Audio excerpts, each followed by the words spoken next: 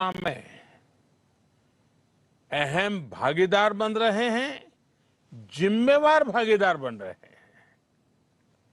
Railway, banking, defence, health, education और दूसरे कई क्षेत्रों में आप सभी नई जिम्मेदारियां संभालने जा रहे हैं। आने वाले वर्षों में विकसित भारत के संकल्प को सिद्ध करने में आप सभी महत्वपूर्ण भूमिका निभाने वाले हैं। साथियों, यहां तक पहुंचने के लिए आप सभी ने लंबी तैयारी और कड़ा परिश्रम जरूर किया होगा। इस उपलब्धि के लिए मैं आपको भी और आपके परिवारजनों को भी बहुत बहुत बधाई देता हूं। आपको यहां तक पहुंचाने में आपके माता पिता और परिवार का योगदान कम नहीं होता है, लेकिन इतना भी सही है कि जैसे परिवार का योगदान होता है, समाज का भी बहुत बड़ा योगदान होता है हमें यहां पहुंचाने के लिए।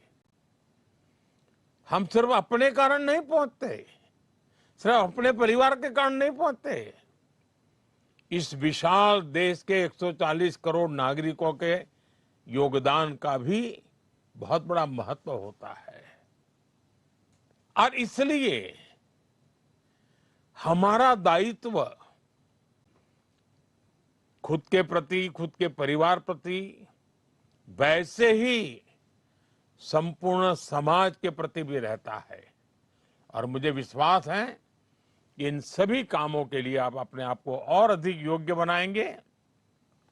मैं आपको बहुत शुभकामनाएं देता हूं। साथियों, आप सबको पता है, अभी 2 दिन पहले ही मैं 5 देशों की यात्रा कर करके लौटा हूं।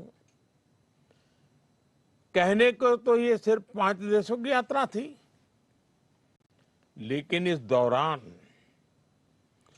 मेरी दर्जनों देशों की बड़ी बड़ी कंपनियों के लीडर से बातें हुई, विस्तार से चर्चा हुई, मुलाकात हुई। और हर जगह मैंने एक बात समान रूप से महसूस की है। दुनिया भारत के युवाओं और भारत की टेक्नोलॉजिकल प्रोग्रेस को लेकर बहुत उत्साहित है। आज दुनिया भारत की विकास यात्रा का हिस्सा बनना चाहती है। भारत भी दुनिया के अलग अलग देशों के साथ पार्टनरशिप कर रहा है। इसका उद्देश्य यही है कि भारत के युवाओं को अवसर मिले, रोजगार मिले, उनका सामर्थ्य खिल उठे। साथ साथ मैं चाहता हूं मेरे देश के नौजवानों को ग्लोबल एक्सपोजर भी मिले।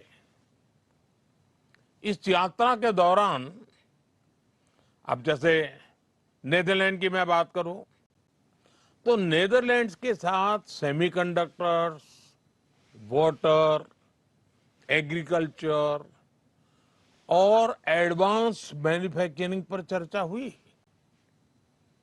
स्वीडन के साथ आर्टिफिशियल इंटेलिजेंस, एआई और डिजिटल इनोवेशन, उस पर सहयोग की बहुत सारी बातें हुई। नॉर्वे के साथ ग्रीन टेक्नोलॉजी और मैरीटाइम कोऑपरेशन की बात आगे बढ़ी है। यूएई के साथ स्ट्रेटेजिक एनर्जी और टेक्नोलॉजी पार्टनरशिप पर महत्वपूर्ण समझौते हुए। इटली के साथ defence, critical minerals, science and technology, ऐसे अत्यंत महत्वपूर्ण क्षेत्रों में पार्टनरशिप्स पर एग्रीमेंट हुए। साथियों, इन सारे एग्रीमेंट्स का सीधा लाभ भारत के युवाओं को मिलने वाला है। और आपने देखा होगा कि सारे विषय एक उज्जवल समर्थ भारत के भविष्य की गारंटी लेकर के आते हैं, क्योंकि हर नया निवेश, हर टेक्नोलॉजी पार्टनरशिप, हर इंडस्ट्रियल कोलैबोरेशन भारत के युवाओं के लिए नई अपॉर्चुनिटीज तो लेकर के आता ही है, लेकिन अनगिनत नए अवसर तैयार करता है। मेरे नौजवान साथियों, हमें याद रखना है, ये वो सेक्टर्स हैं जिनमें आने वाला इन्वेस्टमेंट और पार्टनरशिप आने वाले 3-4 दशक की ग्लोबल ग्रोथ को ये शेप करने वाली इंडस्ट्री तैयार करेगी। और निश्चित तौर पर भारत के युवाओं की इसमें बहुत बड़ी भूमिका होगी। साथियों, भारत किस तरह दुनिया का एक भरोसेमंद सप्लाई चेन पार्टनर बन रहा है, इसका मैं आपको एक उदाहरण देता हूं। जैसे नेदरलैंड्स की सेमीकंडक्टर कंपनी, आप में से बहुत लोग इस नाम से परिचित होंगे, एएसएमएल। एएसएमएल के साथ भारत की टाटा कंपनी का एग्रीमेंट है। भारत दुनिया के कुछ ही देशों में से एक है जिसके साथ इस कंपनी ने समझौता किया है। एएसएमएल, टाटा, इलेक्ट्रॉनिक्स के बीच ये अकेला समझौता ही भारत में रोजगार के अनगिनत नए मौके बनाएगा और भारत को एक नेक्स्ट जनरेशन टेक्नोलॉजी में प्रवेश द्वार खोल देगा। ऐसे ही स्वीडन के साथ टेक्नोलॉजी और एआई पार्टनरशिप्स, यूएई का साथ सुपर कंप्यूटिंग कोऑपरेशन भारत की टेक्नोलॉजी क्षमता को बहुत मजबूत करने वाले हैं। इन एग्रीमेंट से युवाओं के लिए नए अवसर तो होंगे ही होंगे। साथियों, आज clean energy, critical minerals, green hydrogen और सस्टेनेबल मैन्युफैक्चरिंग से जुड़े सेक्टर्स भी बहुत तेजी से ग्रो कर रहे हैं, आगे बढ़ रहे हैं।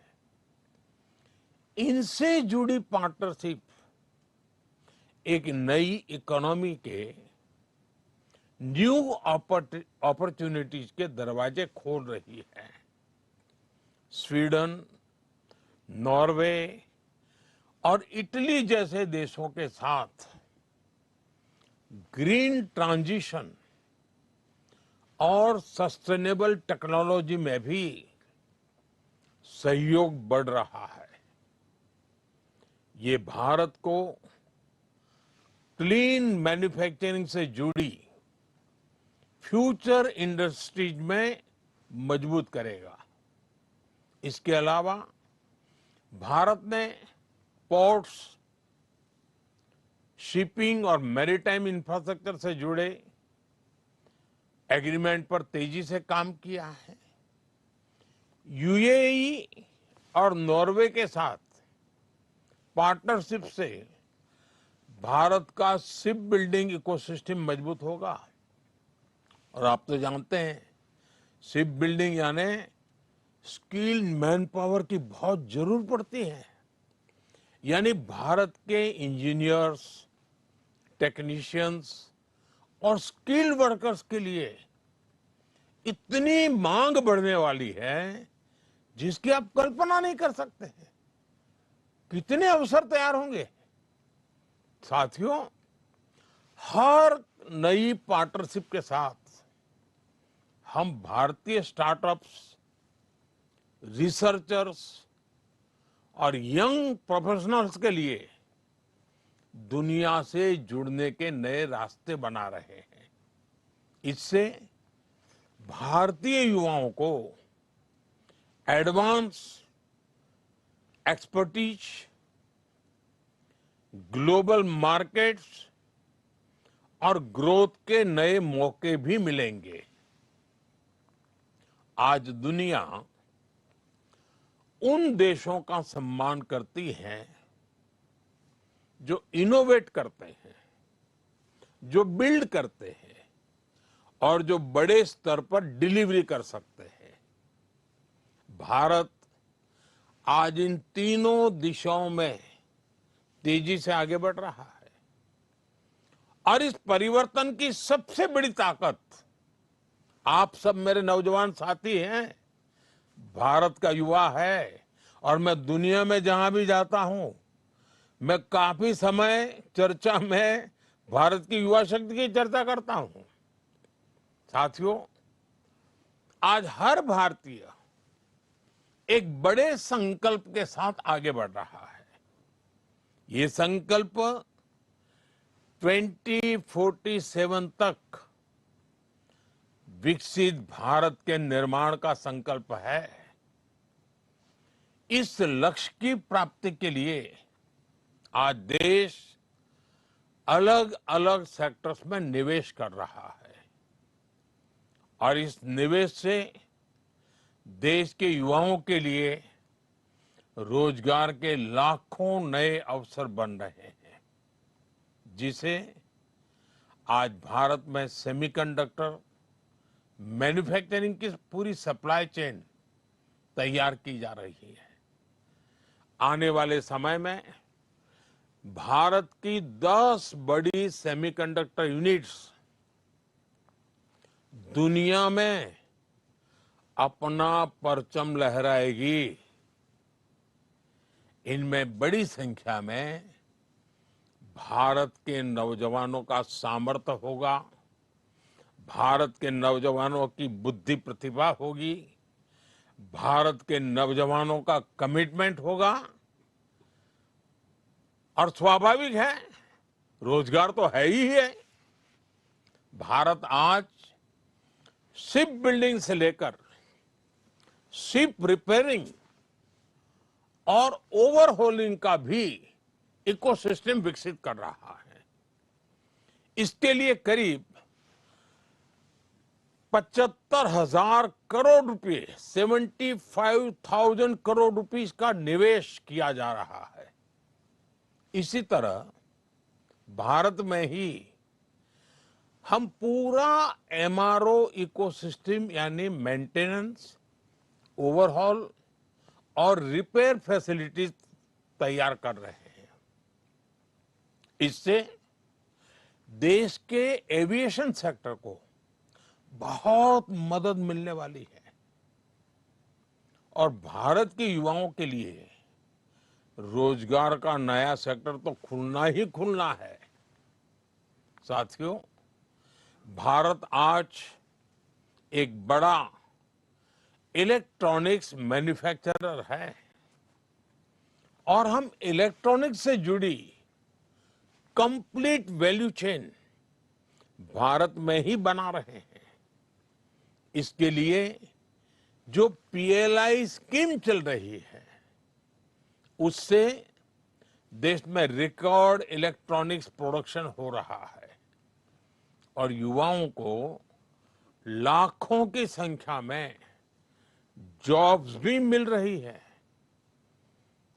साथियों, ऐसे अनेकों अभियानों पर भारत का पब्लिक और प्राइवेट सेक्टर मिलकर बहुत बड़ा निवेश कर रहा है। ये निवेश देश के युवाओं को देश में ही जॉब्स दे रहा है, उनके सपने पूरे कर रहा है। एक सरकारी कर्मचारी होने के नाते, जो कि आज नियुक्ति पत्र के भरने के बाद आपकी पहचान बनने वाली कि आप एक सरकारी कर्मचारी हैं, तो उस नाते आपको भी हमेशा ये ध्यान रखना है कि ईज ऑफ डूइंग बिजनेस देश की कितनी बड़ी प्राथमिकता है। साथियों, भारत की ग्रोथ स्टोरी और एम्प्लॉयमेंट जनरेशन, इसमें ये मानी हुई बात है, आप भी जानते हैं, इंफ्रास्ट्रक्चर इसकी बहुत बड़ी भूमिका होती है। जब गांव, छोटे शहर और दूर दराज के इलाके विकास से जुड़ते हैं, तभी देश की प्रगति का लाभ ज्यादा लोगों तक पहुंचता है। पिछले 12 वर्षों में railway, highway, airport, logistics, ports, digital infrastructure पर कल्पना भर का तेज गति से विस्तार हुआ है, विकास हुआ है, हर स्तर पर काम हुआ है। आज आप अपने क्षेत्र में किसी की भी दिशा में 100 किलोमीटर अगर जाएंगे तो भारत सरकार द्वारा कोई न कोई काम चलता हुआ नजर आएगा आपको। आज गांवों में भी बदलाव तेजी से दिखाई दे रहा है। कनेक्टिविटी बढ़ने से किसानों, छोटे व्यापारियों, विद्यार्थियों के लिए नए रास्ते खुले हैं। आज करोड़ों परिवारों को पक्का घर मिला है। यानी दुनिया के कई देश हैं जिनके पास टोटल घर होते हैं, उससे अनेक गुना घर हम नए बनाते हैं। इतना ही नहीं, जो मेरा स्वच्छता का अभियान है, उसको तो मैं कभी भी भूलने नहीं देता हूं लोगों को, और न ही मैं भी भूलता हूं। उसमें शौचालय की बहुत बड़ी महत्वपूर्ण भूमिका है। हम उस पर भी बल दे रहे हैं। करोड़ों घरों तक आज बिजली पहुंची है। रूफटॉप सोलर एनर्जी, कितने नए नए वेंडर्स मैदान में आए हैं। अब देखिए, जल जीवन मिशन से नल से जल पहुंचाना, मैं अभी देख रहा था कि मैं चाहता था कि शहरों में पीएनजी के कनेक्शन बढ़े, तो मुझे प्लम्बर नहीं मिल रहे थे, कमी पड़ रही थी, क्योंकि जल जीवन के मिशन में कई सारी बड़ी संख्या में प्लम्बर वहां लगे हुए थे। अब इधर मुझे एनर्जी के लिए बड़े शहरों में पीएनजी के कनेक्शन तेजी से बढ़ाने थे। तो आप कल्पना कर सकते हैं कि कभी कभी तो लोगों की जरूरत पड़े तो लोग कम पड़ जाते हैं। साथियों, इन बदलावों का असर सिर्फ सामान्य नागरिकों की सुविधाओं तक सीमित नहीं रहता। गांव तक सड़क पहुंची तो मार्केट तक आना जाना आसान हुआ। बिजली की सुविधा बेहतर हुई तो छोटे उद्योग धंधे आगे बढ़ने लगे। गांव में भी एग्रीकल्चर में वैल्यू एडिशन होने लगा। पहले अगर वो लाल मिर्ची बेचते थे, अब बिजली आई तो लाल मिर्ची का पाउडर बनाते हैं, पाउडर बना करके पैकेज बनाते हैं, पैकेज बना करके बेचते हैं। तो गांव में भी छोटे छोटे उद्योग इसके कारण बढ़ते जाते हैं। डिजिटल कनेक्टिविटी बढ़ी तो गांव के लोग भी पूरे विश्व के साथ जुड़ रहे हैं, आधुनिकता से जुड़ रहे हैं। शहर और गांव का फर्क मिटता चला जा रहा है और इससे अर्थव्यवस्था की गति तेज हुई है। और इन सब का पॉजिटिव प्रभाव देश के नौजवानों के उज्जवल भविष्य की गारंटी बन जाता है। रोजगार तो निर्माण होते ही होते हैं, लेकिन राष्ट्र भी एक नए स्वाभिमान के साथ आगे बढ़ जाता है।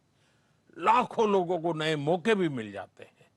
साथियों, आज भारत के युवा के पास जिस तरह से आगे बढ़ने के, अपने सपने पूरा करने के मौके हैं, ऐसा अवसर पहले नहीं मिला है। मैं किसी का दोष नहीं कर रहा हूं, लेकिन ये हकीकत है कि आज बहुत तेज गति से सब हो रहा है, विशाल फलक पे हो रहा है, विविधताओं से भरा हो रहा है। आज manufacturing, technology, startup, digital services, railway, defence, इतना ही नहीं, स्पेस, ऐसे अनेक क्षेत्रों में अनगिनत अवसर हमारा इंतजार कर रहे हैं। हमारा प्रयास है कि ज्यादा से ज्यादा युवा नए अवसरों का लाभ उठा सके और देश के युवाओं को अपनी प्रतिभा दिखाने का पूरा मौका मिले। इसलिए skill development, industry linked education और फ्यूचर टेक्नोलॉजी पर लगातार जोर दिया जा रहा है। आईआईटीज को मॉडर्न बनाया जा रहा है। नेशनल स्किल ट्रेनिंग इंस्टीट्यूट्स को मजबूत किया जा रहा है। पीएम सेतु जैसे अभियान इसी दिशा में काम कर रहे हैं। साथियों, पिछले कुछ वर्षों में देश में सेल्फ एम्प्लॉयमेंट और एंटरप्रेन्योरशिप की एक नई संस्कृति विकसित हुई है। भारत दुनिया का तीसरा सबसे बड़ा स्टार्टअप इकोसिस्टम है। देश में 2,30,000 से ज्यादा, ये आंकड़ा याद रखिए, 2,30,000 से ज्यादा रिकॉग्नाइज्ड स्टार्टअप्स हैं। और उसमें भी दो चार नौजवान भी जुड़े हुए होते हैं। अहम बात यह है कि ये बदलाव सिर्फ बड़े शहरों तक सीमित नहीं है, और मुझे इसका सबसे ज्यादा आनंद है। आजकल तो टियर 2 और टियर 3 शहरों के युवा भी बहुत बड़ी संख्या में स्टार्टअप और इनोवेशन की दुनिया में अपना ताकत दिखा रहे हैं। उनके सामर्थ्य की नोट लेनी पड़ रही है।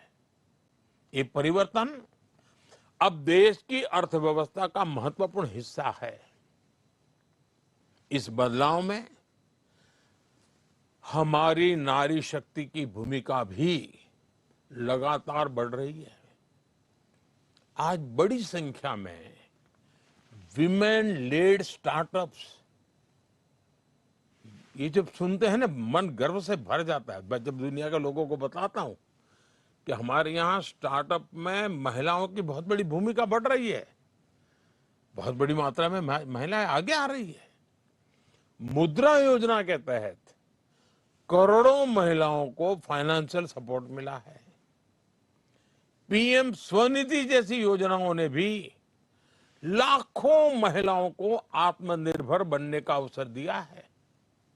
आज गांवों में, छोटे शहरों में पहले से ज्यादा महिलाएं अपने दम पर नए काम शुरू कर रही हैं।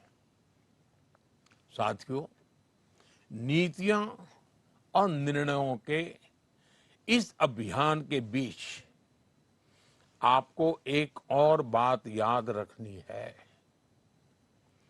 किसी भी व्यवस्था की असली ताकत उसके लोग होते हैं। जनता जनार्दन की शक्ति होती है, जनशक्ति होती है, और जनशक्ति ही तो राष्ट्र शक्ति बनती है। आप सभी जिस व्यवस्था का हिस्सा बनने जा रहे हैं, उसका सीधा संबंध करोड़ों करोड़ों देशवासियों के जीवन से है, करोड़ों करोड़ों देशवासियों की आशा आकांक्षाओं से है। सरकारी नौकरी लोगों के जीवन को आसान बनाने का माध्यम ही होती है।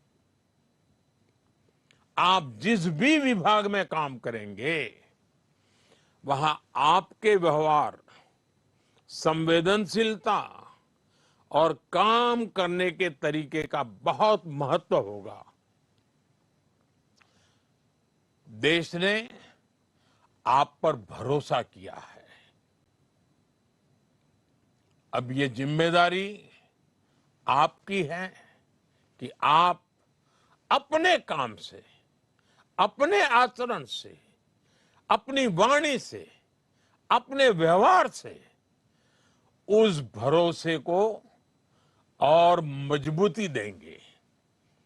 देशवासियों के हृदय में एक नया विश्वास भर जाएगा। आपको मिलते ही वो नई आशा के साथ आगे बढ़ेगा। इसलिए हर युवा कर्मयोगी अपने काम को जिम्मेदारी की तरह देखें। और मेरे लिए तो आप बहुत कुछ हैं। पहले जमाने में हम सुनते थे ना, सहस्त्र बाहु वाले फलाने, सहस्त्र बाहु वाले ढींकने। आज सरकार के बाहु आप ही हैं। सरकार का सामर्थ्य आप ही है। जो पहले से सरकार में है वो भी हैं, जो नए आ रहे हैं वो भी हैं। आज भारत के लोगों की आकांक्षाएं बहुत बढ़ रही हैं और मैं इसे विकास की पॉजिटिव साइन मानता हूं।